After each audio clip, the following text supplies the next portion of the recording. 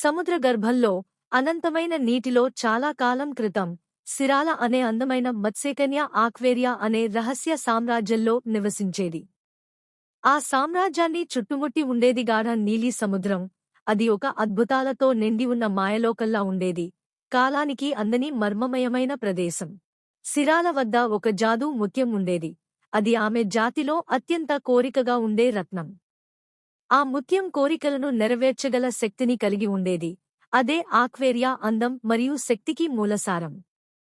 ఒక విధిగా నిర్ణయించిన ఆ దినంలో రోహన్ అనే యువ మరియు ధైర్యవంతుడైన మత్స్యకారుడు సముద్రంలోకి ప్రయాణించాడు. కాని అతను తెలియకుండానే అతని జీవితాన్ని ఎప్పటికీ మార్చివేసే తుఫాను అతని దారిలో ఎదురయ్యేది. తుఫాను ఉధృతంగా కురుస్తూ అల్లకల్లోలమైన అలలు పరాకాష్ఠకు చేరుకున్నప్పుడు రోహన్ నౌక తుఫానుకి తాళలేక విరిగిపడింది.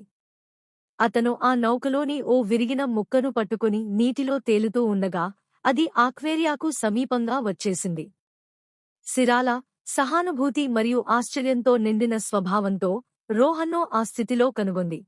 ఆమె అతన్ని సముద్ర క్రూరతకు వదిలేసే బదులు అతనిని ఒక నీటిమట్టపు గుహలోకి తీసుకెళ్లి కాపాడింది.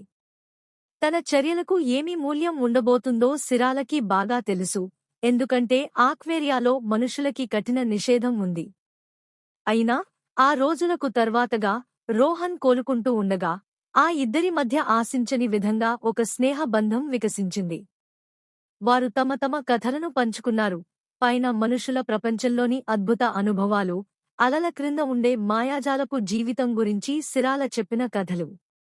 సిరాల అతనికి తన ఊరిలోని అద్భుతాలను చూపించింది. ఆ నీటి లోకంలో రోహన్కు ఓ కొత్త శాంతి, ఆదరణ లభించింది. కాని వారి శాంతిమయమైన స్నేహ బంధానికి భంగం కలిగింది. ఎందుకంటే సముద్రపు భయంకరమైన మాంత్రికురాలు మోర్గానా వారి రహస్యాన్ని గుర్తించింది. మోర్గానా తన దుష్టదృష్టిని ఆ మాయముత్యంపై నిలిపింది. ఆమె హెచ్చరికలు చీకటి గుసగుసలుగా వినిపించాయి. ఆ ముత్యాన్ని నాకు అప్పగించు అని ఆమె డిమాండ్ చేసింది. లేకపోతే నీవు చేసిన నిషిద్ధ చర్య ప్రపంచానికి తెలియజేస్తాను అని సిరాలను బెదిరించింది. సిరాల హృదయం భయంతో కుదిపిపోయింది. మోర్గానా ప్రభావం ఎంత ప్రబలమో ఆమెకు బాగా తెలుసు. ఒకసారి చట్టాన్ని ఉల్లంఘిస్తే ఎదురయ్యే పరిణామాలు భయంకరంగా గాలిలోనే తేలియాడుతున్నట్లుగా అనిపించాయి.